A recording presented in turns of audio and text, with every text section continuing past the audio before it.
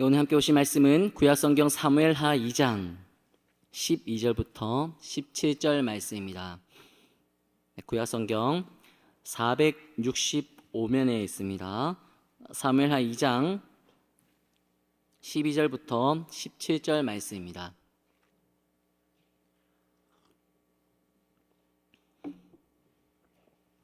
한 절씩 교독하도록 하겠습니다. 제가 12절 말씀 먼저 읽겠습니다. 넬의 아들 아브넬과 사울의 아들 이스보셋의 신복들은 마하나임에서 나와 기본에 이르고, 스루야의 아들 요압과 다윗의 신복들도 나와 기브온 목가에서 그들을 만나 함께 앉으니 이는 못 이쪽이요 그는 못 저쪽이라. 아브넬이 요압에게 이르되, 원하건대 청년들에게 일어나서 우리 앞에서 겨루게 하자. 요압이 이르되, 일어나게 하자 하매 그들이 일어나 그 숫대로 나아가니 베냐민과 사울의 아들 이스보셋의 편에 12명이요 다윗의 신복 중에 12명이라. 각기 상대방의 머리를 잡고 칼로 상대방의 옆구리를 찌르매 일제히 쓰러진지라. 그러므로 그곳을 핫갓 핫수림이라 일컬었으며 기브온에 있더라. 그날의 싸움이 심히 맹렬하더니 아브넬과 이스라엘 사람들이 다윗의 신복들 앞에서 패하니라. 아멘. 한 마음과 한 뜻 공동체라고 하는 제목으로 함께 말씀 나누도록 하겠습니다. 청년 이부 섬기는이드가는 저에 대해서 나눌 기회가 많아서 대부분 청년들이 잘 알고 계시다는 생각이 드는데, 저는 어렸을 때 일찍 하나님을 만났었습니다. 어렸을 때부터 저에게는 아버지 자리가 늘 빈자리였어요. 그 자리를 메우기 위해서 어머니께서는 아침 일찍 나가셔서 직장 생활을 하셨고 또 저녁 늦게 들어오셨습니다. 가사까지 책임을 지셔야 했기 때문에 어머니께서는 늘 바쁘고 분주하게 지내셨죠. 그래서 저는 홀로 보내는 시간이 많았는데, 그때 교회 다니는 성도님들께서 참 많은 사랑을 부어주셨습니다. 이사나 집에 무슨 일 있을 때는 언제나 이 교회 성도님들이 와서 함께 해주셨고, 또 특별한 날 저에게 선물을 주고 가시는 분들도 계셨고, 그리고 교회에서 라면 끓여주시면서 짜파게티도 간혹 끓여주시면서 저에게 공부를 시켜주시고 지도해 주셨던 그런 분들도 계십니다. 그리고 리어카에다가 리어카에 과일을 싣고 다니시면서 장사하셨던 어떤 분은 저희 집을 지날 때마다 항상 저희 집을 노크하시고 제가 있는 걸 확인하시면 과일 몇 개를 이렇게 손에 얹어주고 가셨던 기억이 나고, 그때 주신 그 과일을 참 맛있게 먹었던 기억이 납니다. 어머니는 저를 상당히 엄하게 키우셨지만 교회 다니시던 이 분들의 관심과 위로와 사랑을 통해서 저는 그분들의 품 안에서 보호받고 있는 것 같은 안정감을 누리며 성장할 수 있었습니다. 그런데 자라고 성장하면서 더 넓은 세상에서 더 많은 사람들과 마주하게 되면서 저는 그분들이 저에게 베풀어 주신 관심과 위로와 또 섬김과 사랑의 깊이가 얼마나 깊은지, 그리고 그 사랑의 너비가 얼마나 넓은지를 절감할 수 있었어요. 왜냐하면 세상에서는 그런 사랑을 경험할 수가 없었거든요. 누구나 그런 관심과 위로의 손길을 내밀어 주시는 것도 아니었고, 또 아무나 그런 섬김을 저에게 실천해 주시는 것도 아니었습니다. 저에게 다가오신 한 분 한 분은 자신을 희생시키시면서까지 저에게 찾아오신 것이었고, 자신이 손해보시면서까지 저를 섬겨주신 것이었다는 사실을 나이가 들고 좀 더 넓은 세상을 경험하면서 깨닫게 된 거예요. 그런데 그게 바로 하나님의 사랑이잖아요. 그분들의 사랑이 너무 좋아서, 그 관심과 그 섬김이 너무 따뜻해서 전 도저히 교회를 떠날 수 없었는데, 죄 짓고 살 수 없었는데, 내 마음, 내 욕망대로 살 수 없었는데, 그게 저를 인도하시는 하나님의 사랑이셨던 거예요. 저는 그렇게 하나님이 나를 내버려 두지 않고 그분들을 통해서 나에게 다가오신 거구나, 그분들을 통해 나를 붙잡아 주시고 내 손 붙잡아 주시고 나로 하여금 곁길로 새지 않도록 이끌어 주셨구나, 이런 사실을 가슴 절절히 깨닫게 된 거예요. 그 사랑이, 그 섬김과 관심이 저를 여기까지 인도한 겁니다. 사랑하는 여러분, 저는 우리 새벽기스 공동체가 그런 공동체가 되기를 소망합니다. 생각해보면 우리 모두가 그런 사랑을 받으면서 커왔잖아요. 누군가의 섬김 때문에 우리가 여기 와 있어요. 누군가가 베풀어준 사랑과 관심 때문에 우리가 하나님을 알게 되었고 또 만날 수 있게 되었고, 그리고 그분 하나님을 믿게 됐습니다. 그분들의 열심이고 그분들의 섬김이고 열정인 것 같았는데 하나님을 만나고 보니, 하나님의 말씀을 깨닫고 보니 하나님께서 그분들을 통해 나를 만나 주시고 하나님께서 그분들을 통해 나를 붙잡아 주시고 지속적으로 사랑을 속삭여 주셨다고 하는 걸 깨닫게 되는 거죠. 하나님이 우리 한 사람 한 사람을 그렇게 하나님을 전하는 도구로, 하나님의 사랑을 증거하는 통로로 사용하셔서 연약한 자들과 또 믿음 없는 자들을 세워주고 더욱 단단한 믿음으로 다져주는 이 귀한 섬김과 사랑과 헌신과 교제가 우리 새벽에서 공동체 가운데 쉼없이 이어질 수 있게 되기를 간절히 소망하고 축복합니다. 네, 그런 소망의 마음을 담아서 우리 좌우에 계신 분들 서로 바라보시면서 이렇게 좀 인사해 봤으면 좋겠습니다. 당신과 함께 예배 드릴 수 있어서 행복합니다. 당신과 함께 예배 드릴 수 있어서 행복합니다. 자, 사실 우리가 오늘 대하고 있는 이 본문의 말씀은 이렇게 따뜻하거나 훈훈하지 않고 굉장히 우울합니다. 그러나 그 원인을 진단하고 이 말씀을 통해 그 원인을 극복할 수 있는 방법을 찾아보고 우리 삶에 또 우리 생활에 적용할 수 있기를 바랍니다. 자, 본문에 보시면 아브넬과 또 요압이 전면에 등장하고 있습니다. 이 아브넬은 이스라엘의 첫 번째 왕이었던 그 사울 왕의 군사령관이었죠. 군사령관은 왕 다음으로 군대를 진두지휘하는 최고 권력자라고 할 수 있습니다. 사울은 블레셋과의 전쟁에서 죽었지만 아브넬은 죽지 않고 살아남았어요. 그리고 사울의 아들 이스보셋이 사울의 뒤를 이어서 이스라엘의 왕이 되었는데 아브넬은 이 이스보셋을 보필하면서 막강한 영향력과 권력을 계속해서 이어가고 있었습니다. 자, 그런데 이때 당시 다윗은 유다족 속의 왕이 되었어요. 우리가 지난번에 한번 살펴본 말씀인데 본문 2장 4절 우리 상반절 말씀만 같이 한번 읽어보도록 하겠습니다. 자, 함께 있습니다. 유다 사람들이 와서 거기서 다윗에게 기름을 부어 유다 족속의 왕으로 삼았더라. 네, 이스라엘의 12지파 중에 유다 지파는 사람들 수가 가장 많았고 가장 복을 많이 누렸던 그런 지파였죠. 다윗은 이 유다 지파 베들레헴이라고 하는 곳에서 태어났습니다. 다윗이 사울을 피해 도망 다녔을 때 이때 유다 지파 사람들만이 다윗에게 호의적이었고 이 유다 지파를 제외한 나머지 지파 사람들은 다윗에게 호의적이지도 않고 협조적이지도 않았어요. 어쩔 수 없었습니다. 이 다윗에게 호의를 베풀거나 친절을 베풀거나 이 다윗에게 어떠한 도움이라고도 주게 된다면 당시 왕이었던 사울에게 무슨 험한 일을 당할지 장담할 수 없었던 상황이었기 때문이죠.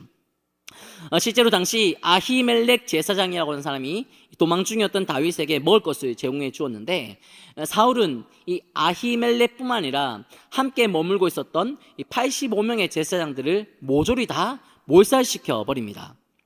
그 일이 발생한 이후로 이스라엘 백성들은 자신의 생명을 보존하기 위해 함께 머물러 있는 사람들에게 해를 입히지 않기 위해 어쩔 수 없이 다윗에게서 등을 돌려야 했던 거예요. 근데 이제 사울이 죽고 블레셋으로 망명했던 다윗이 자신이 속한 유다 지파로 돌아왔습니다. 유다 지파 사람들은 이 다윗을 받아들이고 곧바로 자신들의 왕으로 세웠죠. 당시 이스라엘은 사울 왕의 죽음으로 인해 정세가 많이 불안한 상태였죠. 그러나 사울 왕의 통치 아래 있을 때 그들은 다윗에게 등을 돌린 상태였어요.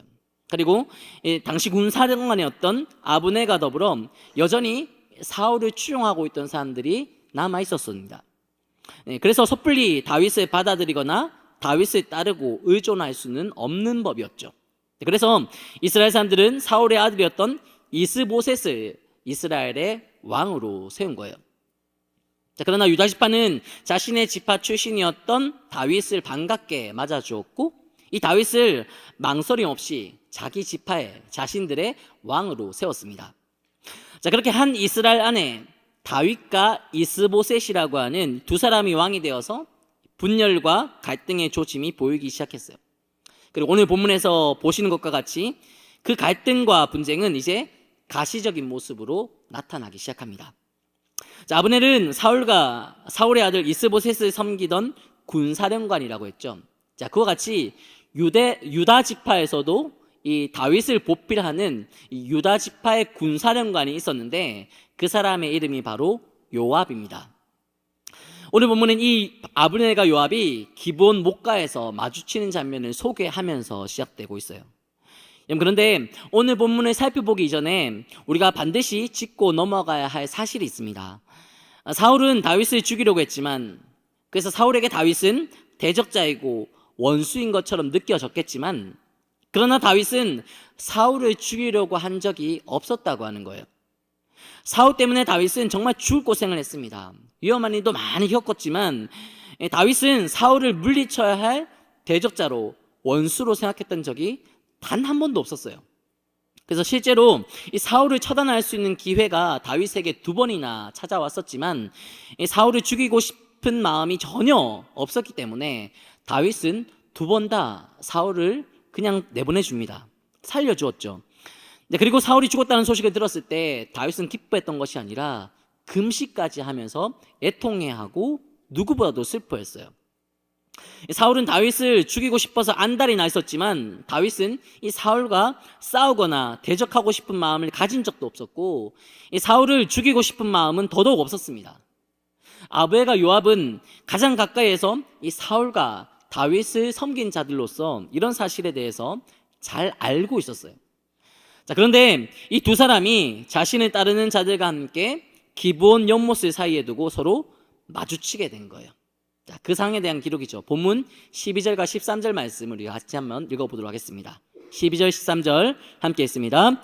넬의 아들 아브엘과 사울의 아들 이스보셋의 신복들은 마하나임에 나와서 기브온에 이르고, 수르야의 아들 요압과 다윗의 신복들도 나와 기브온 목가에서 그들을 만나 함께 앉으니 이는 못 이쪽이요 그는 못 저쪽이라.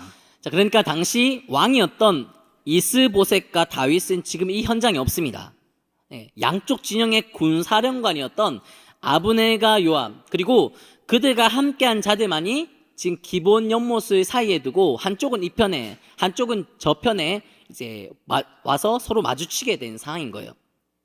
자, 이런 상황에서 아브넬이 요압에게 한 가지 제안을 하는데 어떤 제안이었을까요?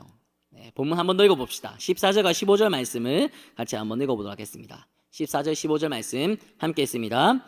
아브넬이 요압에게 이르되 원하건대 청년들에게 일어나서 우리 앞에서 겨루게 하자.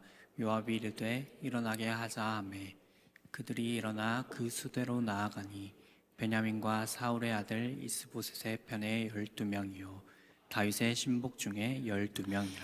자, 아브넬은 요압에게 자신들을 따르고 있는 자들, 그들을 자신들이 보는 앞에서 지금 겨루게 하자라고 말합니다. 14절에 보면 그들을 청년이라고 소개하고 있죠. 여기서 겨루다라고 하는 말은 서로 대결하다, 경쟁하다, 싸우다 이런 의미를 가지고 있습니다. 그래서 양쪽에 각각 12명씩 해서 총 24명의 청년들이 뽑혔어요. 그들이 이제 겨루기를 할 텐데요. 어떤 겨루기를 했을까요? 서로 닭싸움 했을까요? 씨름이나 팔씨름, 아니면 기마전, 아니면 줄다리기를 했을까요? 겨루기를 하자고 하니까 그냥 누가 강한지 대결을 했는가 보다 그렇게 가볍게 생각할 수 있을지 모르겠지만, 여러분, 이들의 겨루기는 절대로 가볍게 넘어갈 만한 단순한 힘겨루기가 아니었습니다. 한번 더 읽어보죠. 본문 16절 말씀 같이 한번 읽어보겠습니다. 16절 말씀 함께 있습니다. 각기 상대방의 머리를 잡고 칼로 상대방의 옆구리를 찌르매 일제히 쓰러진지라. 그러므로 그곳을 헷갈 핫수림이라 일컬었으며 기브온에 있더라. 여러분, 이 24명은 단순한 힘겨루기를 한 게 아니라 칼로 목숨을 걸고 싸운 거예요. 여기서 쓰러졌다고 하는 단어는 전쟁터에서 죽임을 당했을 때 사용하는 단어입니다. 그러므로 본문에서 일제히 쓰러졌다고 하는 것은 이 힘겨루기에 동원된 24명의 처형들이 몰살당했다고 하는 것을 의미합니다. 다 죽었다는 거예요. 굉장히 끔찍한 사건이 벌어진 거죠. 그런데 불행하게도 이 끔찍한 일은 거기서 멈추지 않았습니다. 오늘 읽어본 본문 다음 구절인 18절 말씀부터 보시면 이 24명의 죽음은 더 큰 싸움으로 번지게 됩니다. 이 아브넬과 요압을 필두로 해서 서로 죽고 죽이는 혈투가 이어진 거예요. 그리고 그 결과에 대한 기록이 이후에 등장하는데 우리 30절과 31절 말씀도 같이 한번 읽어보겠습니다. 3절과 31절 말씀 함께 있습니다. 요압이 아브넬의 쫓기를 그치고 돌아와 무리를 다 모으니 다윗의 신복 중에 19명과 아사엘이 없어졌으나 다윗의 신복들이 베냐민과 아브넬에게 속한 자들을 쳐서 360명을 죽였더라. 요압이 자기 진영에 속한 사람들을 모아보니까 아사헬과 19명이 사라졌어요. 이 아사헬은 요압의 친동생입니다. 자신의 친동생을 포함해서 총 20명이 죽은 거예요. 그런데 상대방, 즉 아브넬에게 속한 자들은 360명이 죽었어요. 서로 얼마나 강한지를 비교하기 위해 아브넬과 요압, 이 두 사람이 제안한 힘 겨루기가 총 380명에 달하는 청년들의 생명을 앗아간 겁니다. 여러분, 이렇게 자신들을 따르는 청년들 중에 400명 가까이 되는 청년들의 죽음을 마주하고 목격하게 된 아브넬과 요압의 심정은 어땠을까요? 굉장히 괴롭고 비참하지 않았을까요? 이 청년의 가족들에게, 이들을 소중히 여기는 사람들에게 미안한 마음이 들고 또 죄책감이 들지 않았을까요? 그렇다면 왜 이런 일이 발생했을까요? 왜 이 두 사람은 이렇게 괴롭고 비참하고 충분히 미안해하고 죄책감이 들 만한 일들을 자초한 것일까요? 본문을 통해서 우리는 그 단서를 발견할 수 있습니다. 그럼 다시 한번 본문 12절에 보시면 아브넬이 거느리고 있었던 사람들에 대해 밝히면서 그들을 이스보셋의 신복이라고 소개하고 있어요. 또 15절에 보시면 이스보셋의 편에서 12명을 뽑았다고 합니다. 그들은 아브넬과 함께 있었지만 성경은 이들이 아브넬의 편이 아니라 이스보셋의 편에 속한 자들이라고 하고 그 이스보셋의 편에서 뽑힌 자들이라고 우리에게 알려주고 있죠. 요압을 따르던 자도 마찬가지입니다. 사실 오늘 본문은 이 요압을 따르던 자들의 신분을 더욱 자주 밝혀주고 있는데요. 먼저 13절에 보세요. 요압과 함께 있던 자들은 다윗의 신복이었습니다. 또 15절 말씀 보시면 이 12명이 다윗의 신복이라고 말하고 있죠. 네, 성경 보면서 따라오세요. 자, 17절에 보시면 아브넬과 이스라엘 사람들이 요압에게 속한 자들이 아니라 다윗의 신복들 앞에서 패했다고 기록하고 있습니다. 또 남은 자들을 기록하고 있는 30절 말씀에서도 다윗의 신복 중에 19명과 아사엘이 없어졌다고 하고 31절에도 이들을 다윗의 신복이라고 말합니다. 자, 그렇다면 아브넬과 요압이 왜 이렇게 끔찍한 사건을 일으켰는지, 그 이유와 의도가 무엇인지 이제는 이해가 될 법합니다. 그들은 이스보셋의 신복 그리고 다윗의 신복과 함께 있었어요. 성경이 이러한 사실을 계속해서 보여주고 있죠. 자, 그런데 정작 아브넬과 요압은 자신과 함께 있는 그들을 이스보셋의 신복이라고, 다윗의 신복이라고 생각하지 않았습니다. 자신들의 신복이라고 생각했던 거예요. 자신들의 소유라고 착각했습니다. 자신들을 증명시킬 수 있고 자신들이 가진 능력과 힘과 권력을 입증시킬 수 있는 도구 정도로만 생각한 거예요.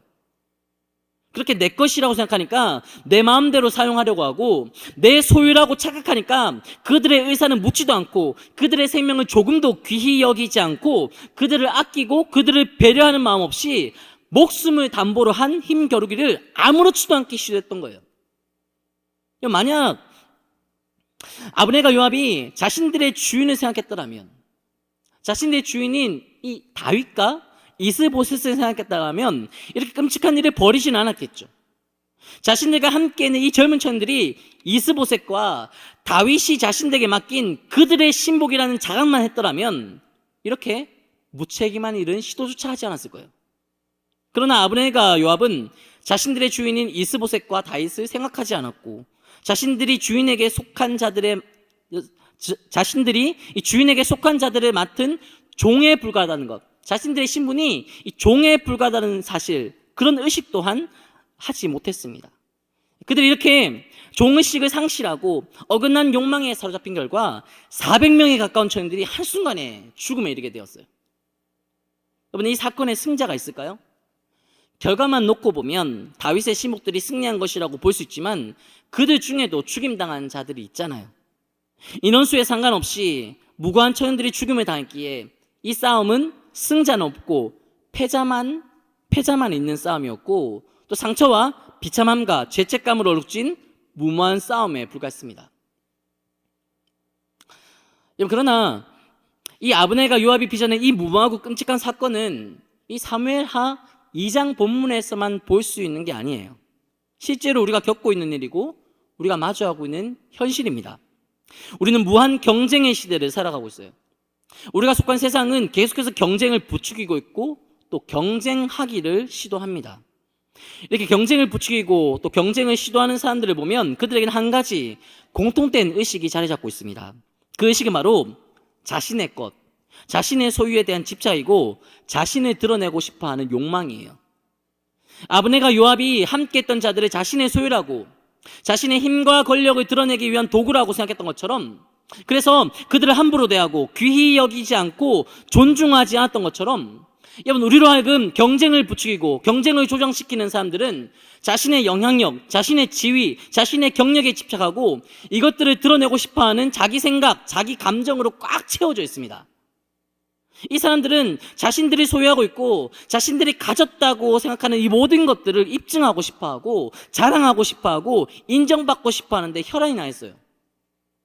이 사람들에게는 상대방에 대한 배려가 없습니다. 귀히 여기는 마음도 없고 존중하려고 하는 생각도 없어요. 그 경쟁에서 자신이 원하는 것을 얻을 수만 있다면, 자신이 높아지고 자신이 인정받고 드러날 수만 있다면 누군가가 손해보고 누군가가 상처받더라도 어쩔 수 없는 것이라고 생각합니다. 또 그 과정에서 누군가가 피해를 입고 희생당한다 할지라도 감내해야 되는 부분이라고 합리화하죠.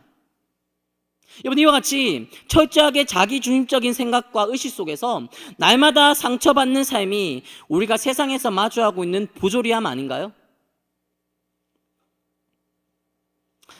지금은 수면 밑으로 많이 가라앉았지만 작년 전반기 때만 해도 극성 학부모에 대한 이슈가 대한민국 전국을 강타했던 적이 있어요. 물론 수면 밑으로 완전히 가라앉았다고는 할 수 없지만 여전히 교육 현장에서 종사하고 있는 사람들은 체감하고 있으리라고 생각이 듭니다. 여러분, 이 학부모들이 왜 극성이라고 하는 소리를 들을까요? 이들에게는 누구보다도 소중한 자기 자녀에 대한 애착이 있어요. 내 소유, 아니 어쩌면 내 전부와도 같은 자녀밖에 보이지 않습니다. 그러면서도 이 자녀들을 통해 얻고 싶고 이루고 싶고 완수하고 싶은 뭔가가 있어요. 그게 무엇인지는 제각각이지만 자신이 원하는 뜻을 이루기 위한 목적으로 그들은 자녀들을 무한 경쟁의 현장으로 밀어넣습니다. 그리고 자기 마음에 들지 않으면, 자기 뜻대로 되지 않으면 이해, 존중, 배려, 양보 이런 거 생각하지 않고 자기 생각대로, 자기 감정대로 돌진합니다. 누군가가 손해보고 누군가가 상처받는다 해도 알 바 아니에요. 누군가가 피해를 입고 심지어 목숨을 끊는다고 해도 그건 그 사람의 의지가 나약하기 때문이지 자신과 아무런 관련이 없다고 생각합니다. 심지어 이들은 자신의 자녀가 피해자라고까지 생각해요. 여러분, 세상이 왜 이렇게 되어버린 걸까요? 왜 이렇게 무정하고 무섭고 냉정하고 차가운 세상이 되어버린 걸까요? 사실 이 질문은 잘못된 겁니다. 세상은 원래 이렇게 무정하고 원래 무섭고 원래 냉정하고 차가웠습니다. 자기 뜻대로 자기 원하는 대로 되지 않아서 하나밖에 없는 동생을 쳐서 죽인 사건, 여러분, 그게 바로 창세기 4장에 기록된 가인과 아벨 사건이잖아요. 죄가 이 땅에 들어오면서부터 우리는 철저하게 자기중심적인 존재가 되어버렸고 자신의 욕망을 앞세워서 수시로 분열과 다툼과 갈등을 일으키는 존재가 되어버리고 말았습니다. 사무엘 상하 말씀을 통해서도 이러한 사실을 쉽게 발견할 수 있어요. 사울은 자신을 높이고 이스라엘에서 자신의 역량을 드러내고 싶어서 목숨 바쳐 나라를 구한 영웅이고 자신의 사위이기까지 했던 다윗을 죽이려고 혈안이 나 있습니다. 아브넬과 요압은 본문에서 보는 것 같이 왕이 자신들에게 맡긴 자들을 자신의 소유물이라고 착각해서 400명 가까운 천들을 순식간에 몰살시키고 말았어요. 이스라엘이 부패하고 타락했을 때 이사야, 예레미야와 같은 선지자들이 하나님의 말씀을 전했지만 왕과 권력자들은 자신들의 자리를 고수하기 위해 이 선지자들을 무시하거나 핍박했습니다. 예수님 시대에 하나님을 믿는다고 자부했던 대제사장들과 서기관들과 종교 지도자들과 바리새인들도 마찬가지였죠. 자신이 드러나야 하는데, 자신이 인정받고 자신이 높임받아야 하는데 예수님으로 인해 그렇게 되지 못하니까 그들은 예수님을, 자신들이 믿는 하나님이 보내신 독생자를 대적하더니 주저함 없이 망설임 없이 죽여버립니다. 이와 같이 시대와 세대를 불문하고 자신의 소유, 자신의 위치, 자신의 욕망을 드러내고 자신의 생각과 감정에 집착하느라 분쟁과 갈등을 일으키고 아픔과 상처를 주고 죽여도 된다고 생각하고 실제로 죽이기까지 하는 너무나 악하고 잔혹하고 무서운 세상을 우리가 살아가고 있습니다. 그러나 이렇게 악하고 잔혹하고 무서운 세상 속에서도 우리 하나님은 쉼없이 일하고 계시고 역사하고 계십니다. 그분의 선하신 뜻과 완전하신 계획은 수많은 공격 속에서도 계속해서 유지되어 왔고, 이 수많은 박해와 핍박 상황 속에서도 전혀 흐트러짐 없이 성취되어 왔어요. 하나님의 시대마다 때마다 사람들을 보내셨고 하나님의 의에 세워진 공동체를 통해 이러한 하나님의 뜻과 계획을 완수하셨습니다. 이렇게 하나님께 보낸받은 사람들, 그리고 하나님에 의해 세워진 공동체는 세상과 다른 구별된 방식으로 하나님의 뜻과 하나님의 계획을 증거했어요. 세상의 악함이 자신들을 공격했지만 그 악함에 대해 절대로 악으로 맞서지 않았습니다. 세상의 잔혹함과 부조리함이 자신들을 힘들게 했지만 그들은 언제까지나 하나님만 의지하고 하나님의 말씀만 전했어요. 핍박과 공격을 받았고 심지어 죽음의 위협이 주어졌을 때 그들은 진리를 위해 목숨까지도 기꺼이 내어놓을 수 있었습니다. 여러분, 이러한 사명을 완수하기 위해 부름받은 자들이 바로 그리스도인들이고 이러한 자들이 모인 공동체가 바로 교회입니다. 교회는 세상과 맞서기 위해, 세상을 대적하기 위해 세워진 게 아니라 주어진 사명을 가지고 세상 속으로 들어가기 위해 세워진 공동체예요. 그래서 교회는 언제나 세상의 핍박을 받고 세상의 공격을 겪었지만, 무너뜨리려고 하는 시도와 죽음의 위협이 있었지만 그런 세상에 맞서지 않았고 세상을 공격하지 않았습니다. 세상과 같이 자신의 것을 고집하거나 자신의 소유를 주장하지 않았어요. 자신의 뜻을 이루기 위해 누군가에게 상처를 주거나 교회에 가진 이 욕망을 성취하기 위해 세상에 맞서거나 누군가의 희생을 강요하지 않았습니다.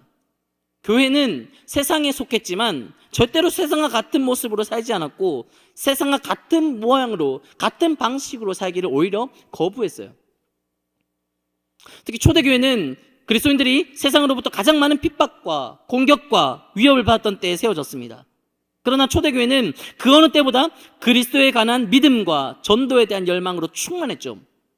그 비결이 무엇인가가 사도행전에 기록되어 있는데요, 그 본문 말씀 사도행전 4장 32절 말씀 같이 한번 읽어보도록 하겠습니다.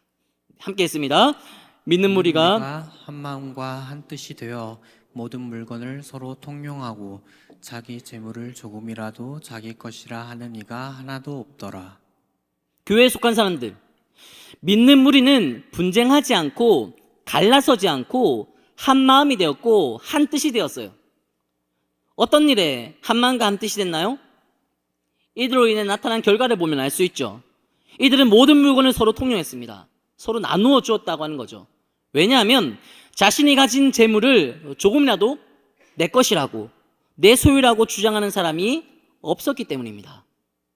이렇게 내 것, 내 소유에 집착하거나 내 뜻, 내 생각만을 주장하는 사람이 없으니 그들은 한 마음과 한 뜻이 될 수 있었습니다. 이러한 초대교회의 모습이 교회에 대한 핍박과 공격과 박해, 위협, 이 모든 것들이 가장 극심할 때에 가장 큰 부흥과 성장을 경험할 수 있었던 비결입니다. 여러분, 이러한 초대교회의 모습은 교회 공동체가 가진 사명이 무엇인지와 세상에 속한 교회 공동체의 모습이 어떠해야 하는지를 분명히 제시하고 있습니다. 여러분, 교회는 그리스도를 믿는 믿음의 공동체입니다. 방금 읽은 사도행전 4장 32절 말씀 보시면 믿는 무리가 라고 하는 말씀으로 시작되고 있어요. 근데 이 믿는 무리가 어디에 있었습니까? 세상에 있었죠.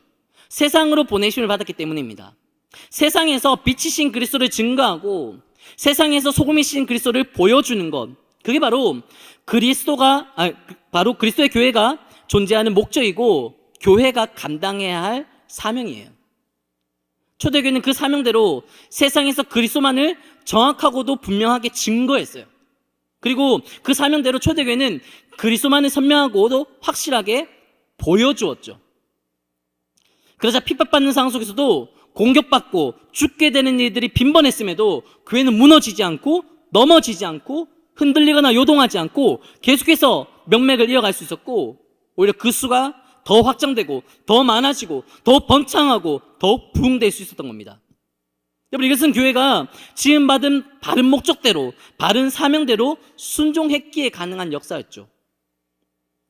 오늘날 살아 움직이는 교회로서 우리 또한 우리의 입술로 우리가 믿는 예수 그리스도를 정확하고도 분명하게 증거해 보일 수 있어야 합니다. 증거할 수 있어야 돼요. 자, 그리고 우리의 삶을 통해 그 그리스도를 선명하고도 확실하게 보여줄 수도 있어야 됩니다. 여러분, 제가 서두에서 언급했던 사람들, 그분들은 저에게 복음이 무엇인지 가르쳐주고 들려주기도 했지만 사랑과 친절과 관심을 통해 복음이 무엇인지 보여주기도 했던 자들이에요. 자신들의 삶이 있고 자신들의 시간이 있고 자신들의 물질이 있었지만 그분들은 그것들을 자신들의 것이라고 생각하지 않고 지극히 작고 보잘것없고 연약한 저를 위해 아무렇지도 않은 어떤 자격도 없는 저에게 무한 은혜를 베풀어 주셨고 아낌없이 나누어 주셨습니다. 여러분, 교회는 그렇게 세상과 다른 방법으로 내 것을 내 것이라고 주장하지 않고 내가 가진 것에 집착하지 않고 한마음 한뜻으로 섬기고 사랑하고 양보하고 배려하는 삶의 실천을 통해 명맥을 이어갈 수 있습니다. 그런 삶이 우리가 전하는 예수님을 증거하는 삶이고 또 보여주는 삶인 거예요. 또 그러한 실천이 자신을 앞세우고 자신의 것에 집착하고 그래서 누군가에게 상처를 주고 아픔을 주고 피해를 주면서도 아무 거리낌도 없고 죄의식도 없는 무정하고 무섭고 냉정하고 차가운 세상 가운데 희망의 빛을 비추는 삶이고 꼭 필요한 맛을 내는 소금으로서의 역량을 드러내는 비결입니다. 독일의 신학자이고 히틀러 정권에 대항하다 순교당한 본회퍼 목사님, 여러분 알고 계시죠? 이 본회퍼 목사님이 그리스도를 따라가는 제자들의 삶에 대해서 정의하면서 이런 글을 남기셨습니다. 그리스도께서 우리를 부르실 때는 와서 죽으라고 명령하시는 것이다. 다시 한번 읽어드릴게요. 그리스도께서 우리를 부르실 때는 와서 죽으라고 명령하시는 것이다. 여러분, 세상 사람들은 살려고 발버둥칩니다. 주변 사람들은 아파하는데 힘들어하고 희생당하는 사람들로 넘쳐나는데 자기 살겠다고 그들을 돌아보지 않아요. 그러나 그리스도를 따라가는 그리스도인들은 죽어야 합니다. 왜냐하면 우리 주 예수 그리스도께서 우리를 위해 죽으셨기 때문이에요. 충분히 맞설 수 있었는데, 그래서 충분히 피하실 수 있고 충분히 벗어나실 수 있었는데 예수님은 우리를 살리시기 위해 자신을 온전히 부인하시고 내려놓으시고 우리 대신 기어이 십자가를 짊어지셨습니다. 그분을 믿는다고 하는 우리가, 그분을 따라간다고 하는 우리가 그분을 어떻게 증거할 수 있을까요? 어떻게 보여줄 수 있을까요? 그분과 같이 죽는 거예요. 내 뜻, 내 자리, 내 욕망, 내 감정, 내 기분, 나 자신과 관련된 이 모든 것들을 부인하고 내려놓고 그리스도를 위해, 그분이 드러나시기를 위해 기꺼이 우리에게 주어진 십자가 짊어지는 겁니다. 사랑하는 여러분, 우리가 사는 세상에는 수많은 아브넬이 있고 수많은 요압들이 있어요. 그들의 악하고 부당하고 부조리한 모습에 참 많이 힘들고 지치겠지만, 그러나 우리 또한 아브넬과 요압이 되지 않도록 자신을 지키셔야 합니다. 그들의 악함에 몸서리치면서도 그들의 악에 악으로 맞서고 있는 것은 아닌지, 그들과 같이 나 또한 내 어긋난 욕망 때문에 다른 사람에게 아픔을 주고 상처를 주고 있는 것은 아닌지, 내 것 주장하고 내 생각만을 앞세우느라 누군가를 고통 가운데 밀어넣고 있는 것은 아닌지 부지런히 나 자신을 살피고 점검하고 자신 주변을 돌아보셔야 돼요. 그러나 나 혼자서는 할 수 없습니다. 우리가 이 일에 함께 마음을 모아야 합니다.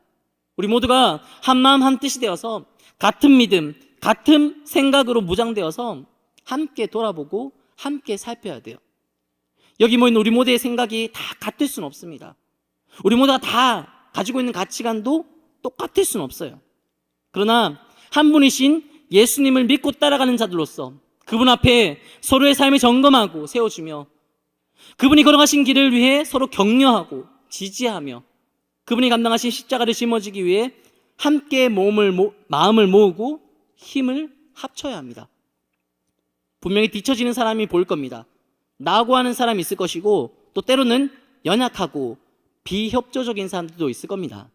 그러나 사랑하는 여러분, 예수님이 나를 포기하지 않으셨어요.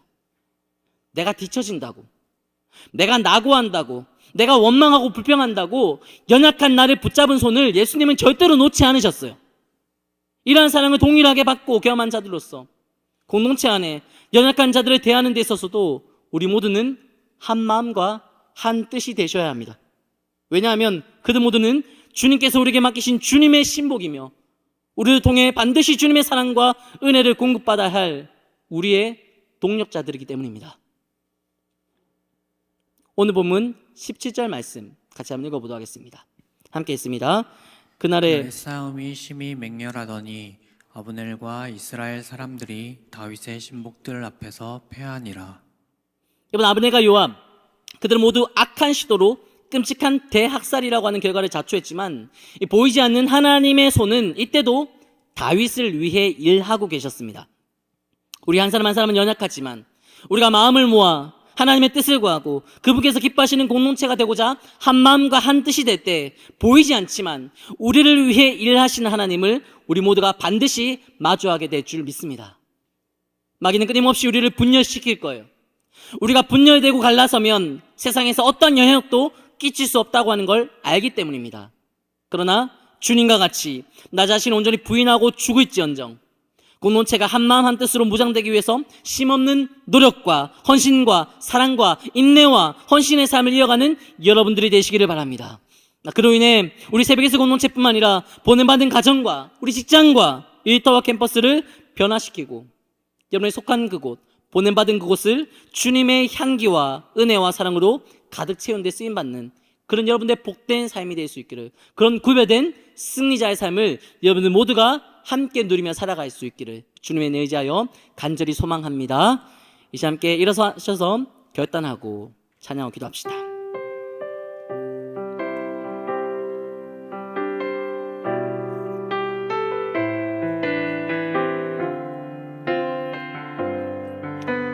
찬양합시다. 우리에게 소원이 하나 있네. 우리에게